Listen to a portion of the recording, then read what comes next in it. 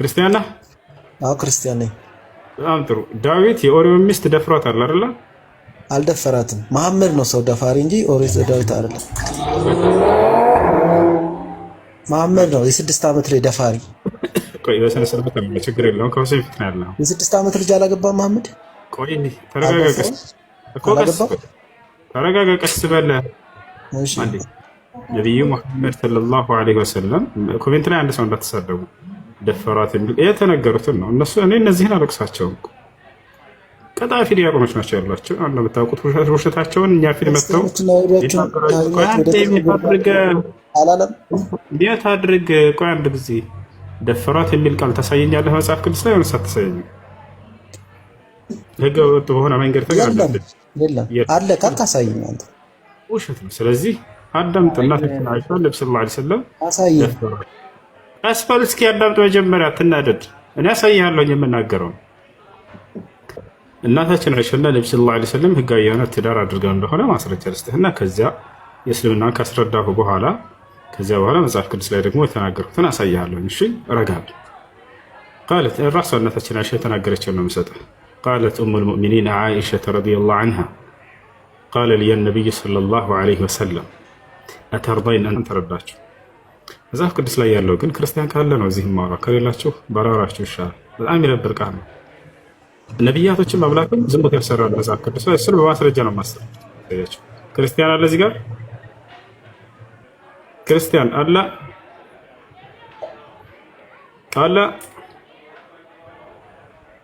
ክርስቲያን አለ ወይ?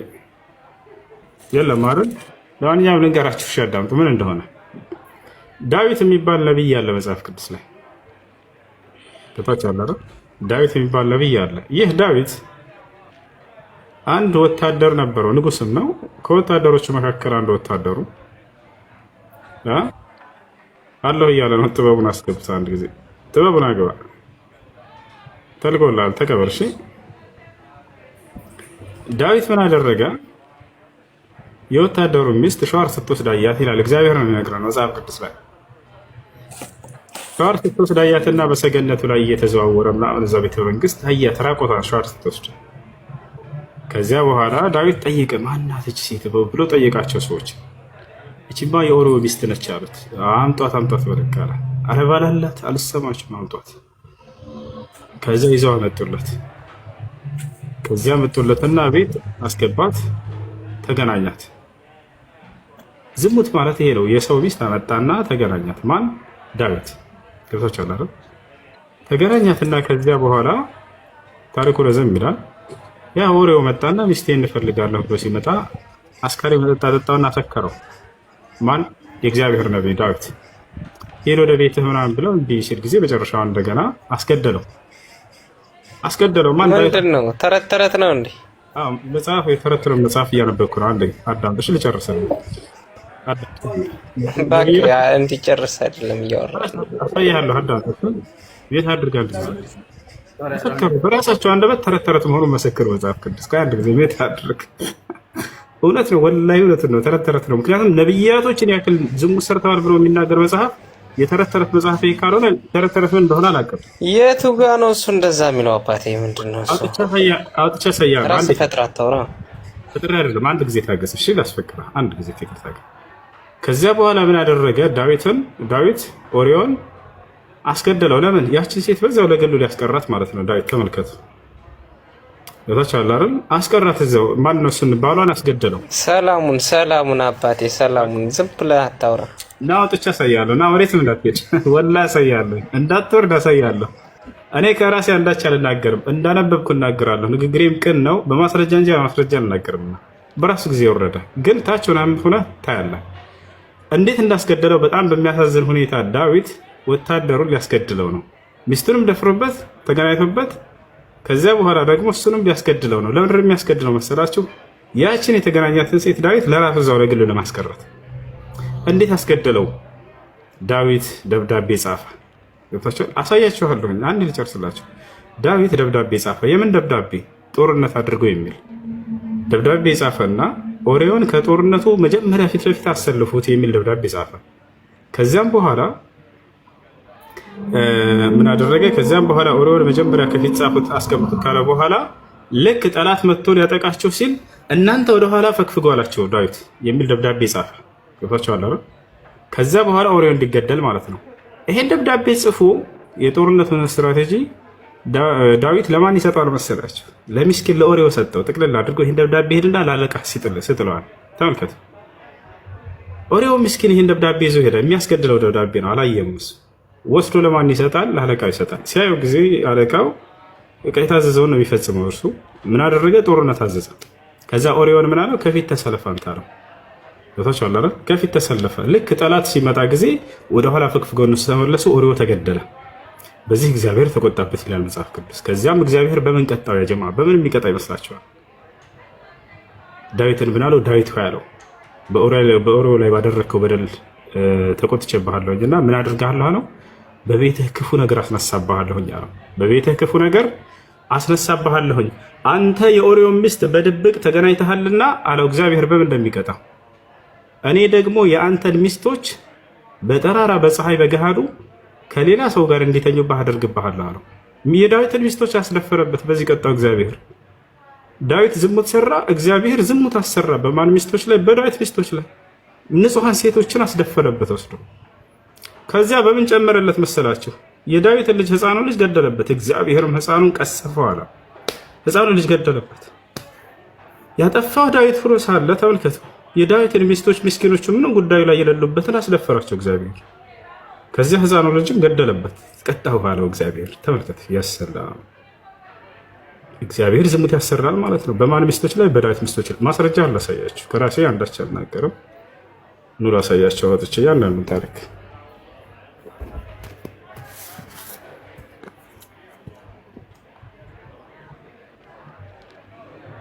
አሁን ላሳያችሁ።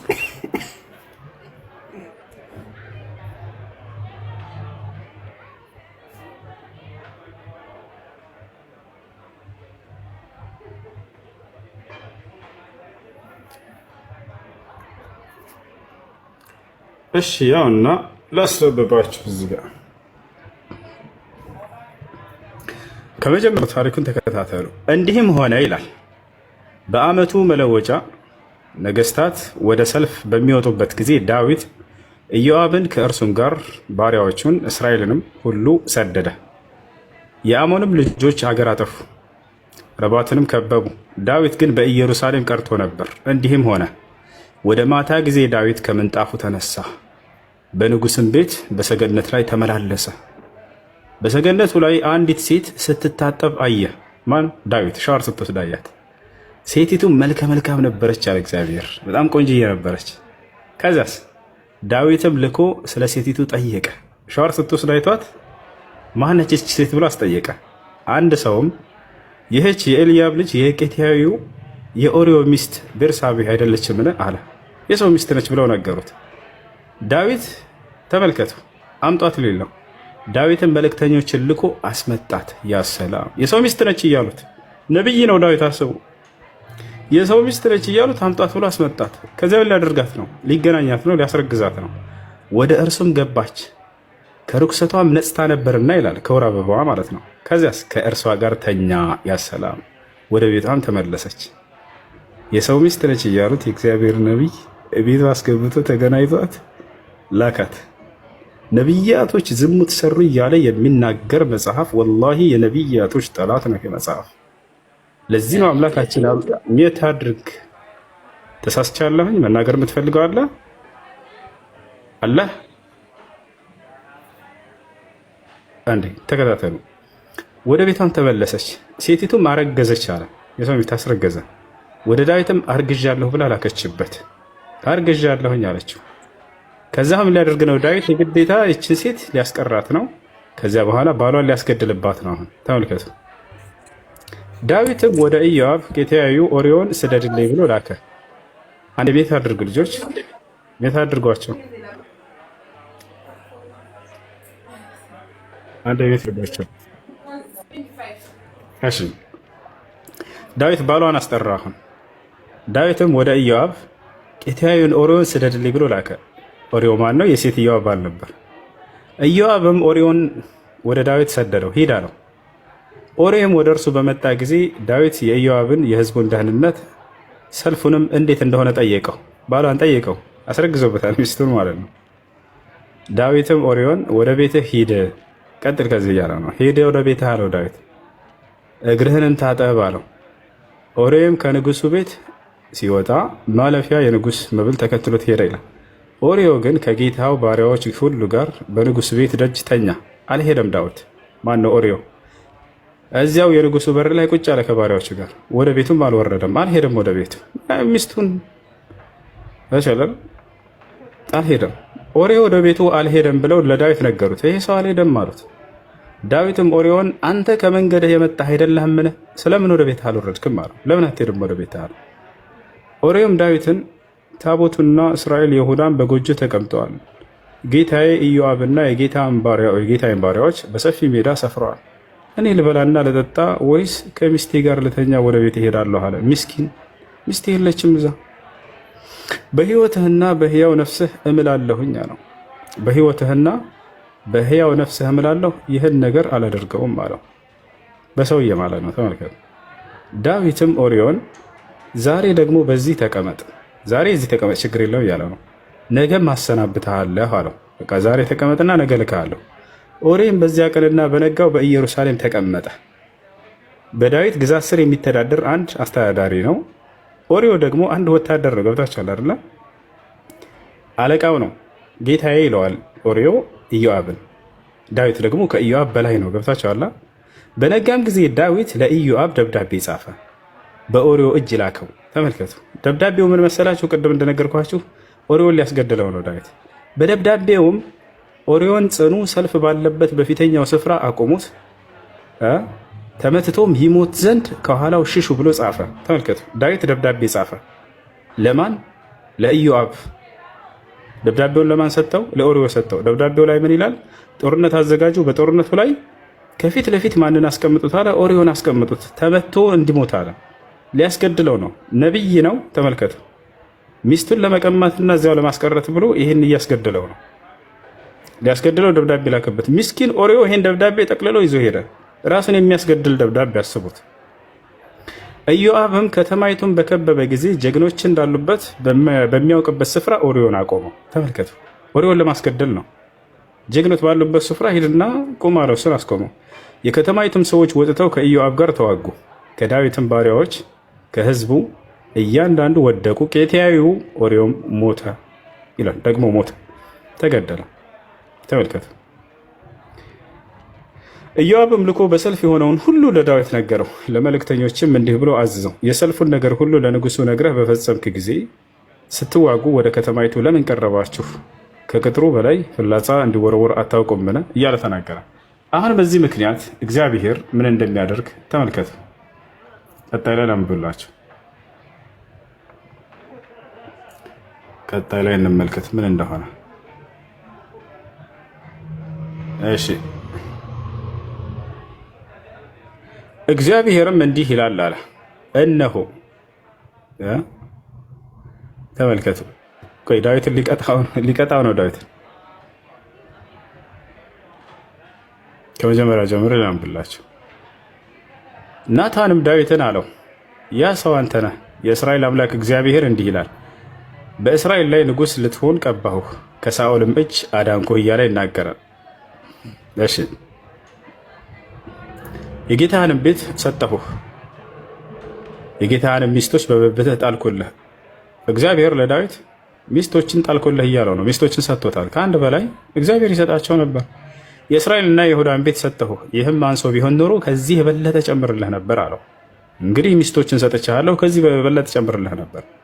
አሁንስ በፊቱ ክፉ ትሰራ ዘንድ የእግዚአብሔርን ነገር ለምን አቃለልክ? ኬጢያዊውን ኦሪዮን በሰይፍ መትተሃል፣ ሚስቱንም ለአንተ ሚስት ትሆን ዘንድ ወስደሃል እያለው ነው እግዚአብሔር። እርሱንም በአሞን ልጆች ሰይፍ ገድለሃል። ስለዚህ አቃለኸኛልና የኬጢያዊ የኦሪዮ ሚስት ለአንተ ሚስት ትሆን ዘንድ ወስደሃልና ለዘላለም ከቤትህ ሰይፍ አይርቅም አለው። አሁን እግዚአብሔር ተመልከቱ፣ እዚህ ጋ ነው እግዚአብሔር ቅጣት። እግዚአብሔር እንዲህ ይላል፣ እነሆ በቤትህ ክፉ ነገር አስነሳብሃለሁኝ አለው። በቤትህ ክፉ ነገር አስነሳብሃለሁ። ከዚያ ምን ያደርገዋል? ሚስቶችህንም፣ የዳዊትን ሚስቶች ማለት ነው፣ በአይንህ ፊት እወስዳለሁኝ አለ። ከዚያስ ምን ሊያስደርግበት ነው? ለዘመድህም እሰጣቸዋለሁ፣ በዚችም ፀሐይ አይን ፊት ከሚስቶችህ ጋር ይተኛል አለ። አላሁ አክበር። የዳዊትን ሚስቶች ወስዶ ለዘመዱ ሊያስደፍርበት ነው። ይወታቸዋል አይደል? ማን? እግዚአብሔር። ሚስቶችህን ከአንተ ወስጄ ለዘመድህ እሰጥብሃለሁ ከእነርሱም ጋር ይተኛታል አለው። ለምን? አንተ ይህን በስውር አድርገኸዋል አለ። እኔ ግን ይህን በእስራኤል ሁሉ ፊትና በፀሐይ ፊት አድርገዋለሁ፣ በአደባባይ አስደፍርብሃለሁ እያለ እየዛተበት ነው። ይሄን አስደረገበት እግዚአብሔር። እንዴት ነው አምላክ ያጠፉ ሰዎችን በዝሙት የሚቀጣባቸው? ይሄ በፍጹም ወላሂ ላዚም ይሄ አምላክ በፍጹም አያደርገውም። አንተ የሰው ሚስት ደፍረሃልና ከዚያ በምን ቀጣው? ያንተን ሚስት ደግሞ ያስደፍርብሃለሁ። ያስቡት። ፍርድ ቤት ለምሳሌ አንድ ሰው ሚስቱ ተደፈረችበትና ሊከስ ሄደ። የፍርድ ቤቱ ዳኛ ይህን ሰማና ሚስቴ ተደፍራብኝ ምናምን አለው የተደፈረበት ሰው። ከዚያ ምን አደረገ? ደፋሪውን ጠራው። ከዚያ ምን አደረገ? ደፋሪውን ጠራውና ሚስቶቹን አስጠራ። ያንተን ሚስት ያንተ የሱ ሚስት ደፍረሃልና እኔ ደግሞ ያንተን ሚስት አስደፍርብሃለሁ ብሎ የሆነ ሰው አዘዘና ድፈርበታል። ይሄ ቅጣት እንዴት ነው? ኃጢአትን በኃጢአት መቅጣት። ኃጢአት ሰራ አይደለ ዳዊት? ከዚያ ምን አደረገ? የዳዊት የሰው ሚስት ደፈረ። እግዚአብሔር ደግሞ የዳዊትን ሚስቶች አስደፈረበት ለሌላ ሰው። ውሸት ነው ምዕራፍ ቁጥር የምትሉ ልጆች ወላሂ ላዚም ውሸት አይደለም፣ መጽሐፋቸው ላይ ያለ ነገር ነው። ምዕራፍና ቁጥሩ ልስጣችሁ፣ ከመጀመሪያው ታሪኩን ታገኙት ዘንድ ታገኙታላችሁ። መጽሐፈ ሳሙኤል ካለ ምዕራፍ 11 ከቁጥር 1 ጀምራችሁ አንብቡት። እግዚአብሔር መሀይም ነው ምናምን አትበሉ፣ ኮሜንት ላይ አትሳደቡ። ስድብ ሳይሆን መሳሪያ የለባቸው፣ ስድብ አይደለም። እኔ አሁን ይህን ስነግራችሁ ጊዜ ምንድን ነው ነቢዩ ዳዊት ከዚህ ንጹህ ነው። ገብታችኋል አይደል? አምላካችን አላህ በቁርአን ላይ በጣም ያወድሰዋል። ኒዕመል ዓብድ ይለዋል አላህ። ምንኛ ያማረ ባሪያዬ ነው ዳዊት እያለ ይናገርለታል። በጣም የተመረጠ የአላህ መልእክተኛና የአላህ ምትክ ነው በምድር ላይ። ያ ዳውድ ኢና ጀዐልናከ ኸሊፈተን ፊል አርድ ይለዋል አላህ። ዳዊት ሆይ እኔ በምድር ላይ የእኔ ምትክ አድርጌሃለሁ እያለ የተናገረለት ታላቅ ሰው ነው። ገብታችኋል አይደል?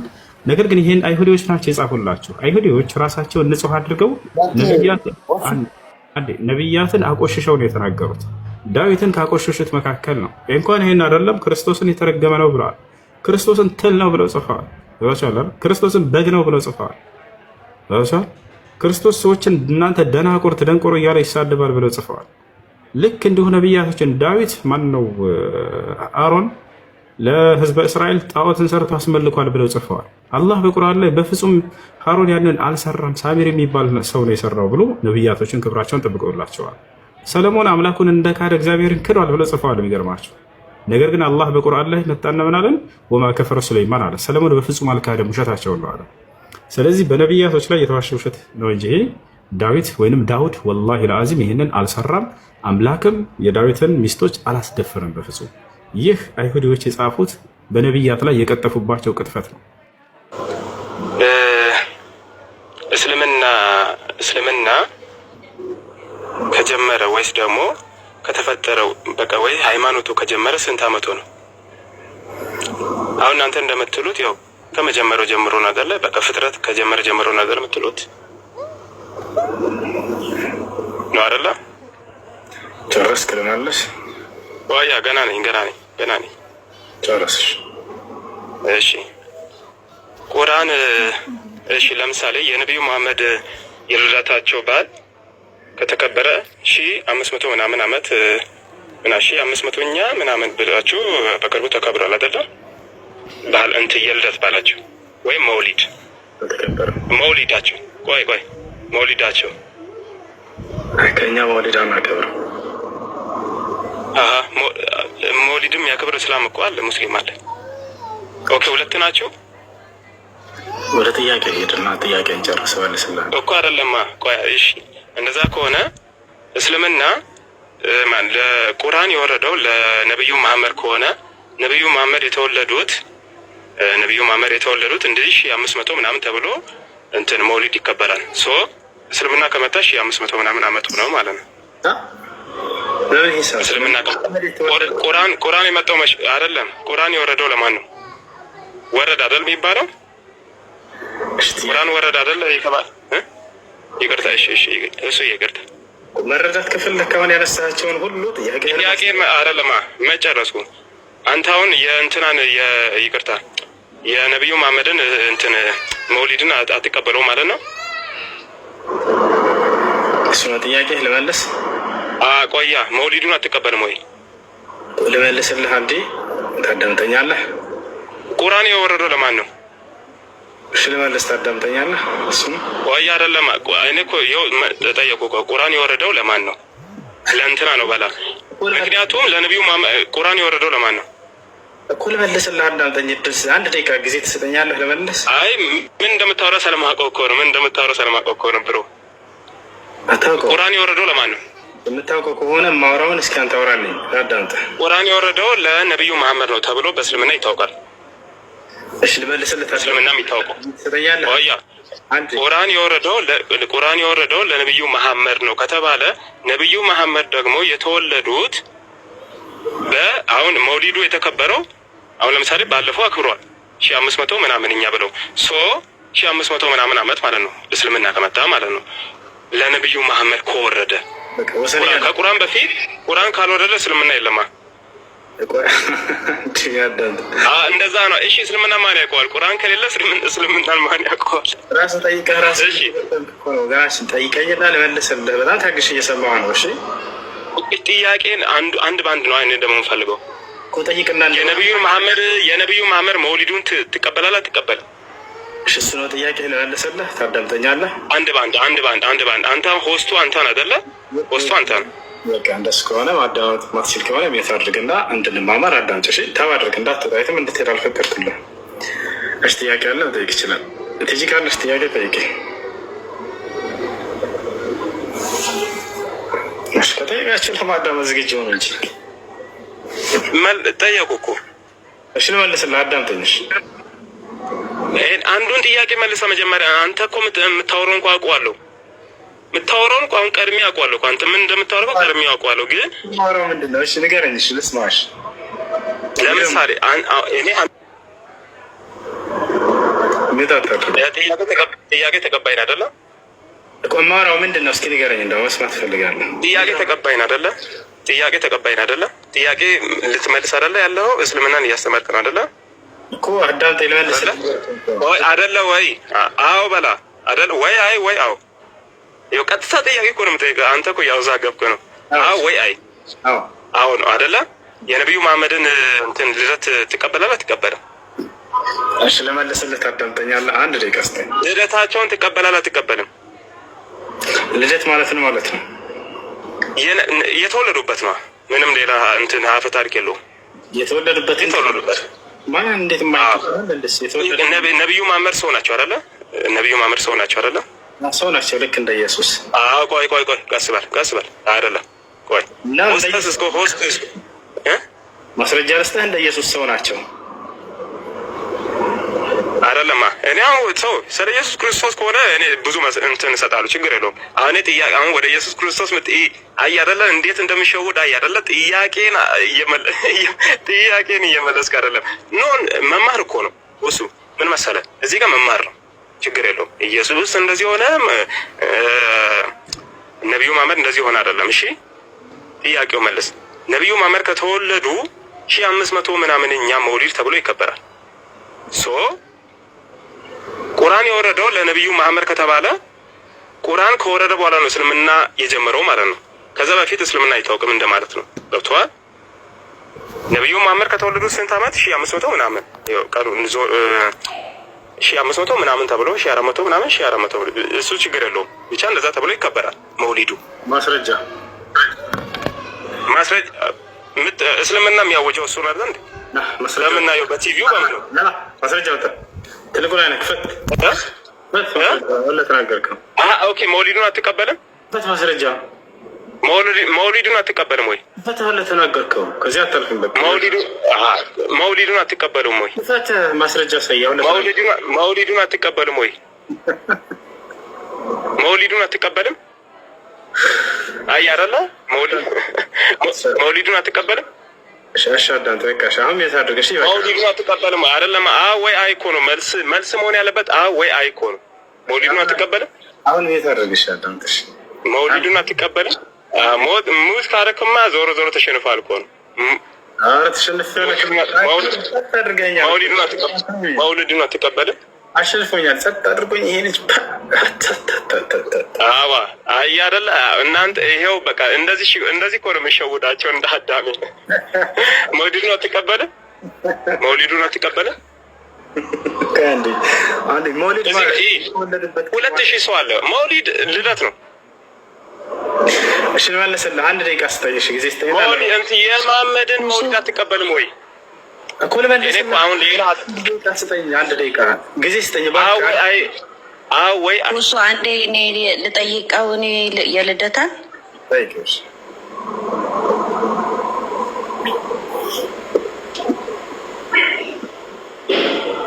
ቲጂ ቀጥይ። ይሰማል በደንብ?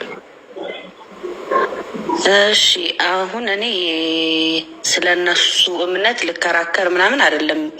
ጀስት ግን አንተ የሙጥኝ ብለህ የሆነ አልተጨነቀም። አክቹዋሊ ግን ለማስጨነቅ አይነት ነገር እየሞከርክ ነው። አንተን አንድ ጥያቄ እኔ ልጠይቅህ።